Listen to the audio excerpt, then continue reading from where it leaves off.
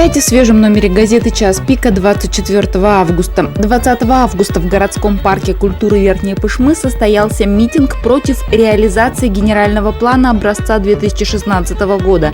Митингующие требовали отставку главы городского округа, главы администрации городского округа и сложения полномочий всего депутатского корпуса Думы. Отчет с митинга газета «Час пик» публикует на 3-й странице свежего номера.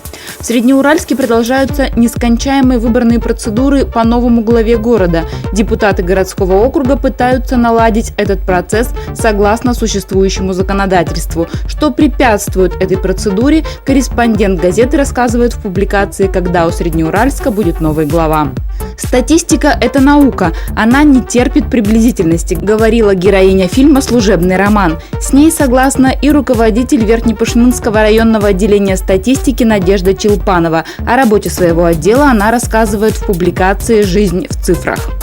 В редакцию газеты «Час пик» обратился юноша, имеющий с раннего детства статус ребенка-сироты. Ему за 20, он полон надежд на будущее, в числе которых гарантированное российским законодательством жилье. Но с жильем, точнее с очередью на это жилье, происходят непонятные ему метаморфозы. В ситуации с обеспечением жильем сироты разбирался корреспондент нашей газеты. Читайте рубрику «Защита прав». В минувшие выходные клуб любителей попутешествовать побывал на горе Качканар в буддийском монастыре. Там недавно была установлена статуя Будды высотой 6 метров. Рассказ о поездке печатается под рубрикой «В дорогу».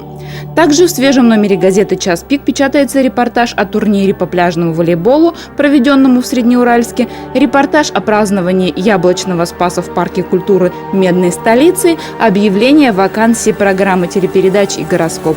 Читайте независимую прессу, будьте в курсе событий. Бесплатные объявления в «Час пик» принимаются по телефону 50505. Платные объявления и реклама принимаются по адресу Верхняя Пышма, улица Орджоникидзе, 24, вход с улицы Ленина с 9 до 18 часов. Телефон редакции 50505.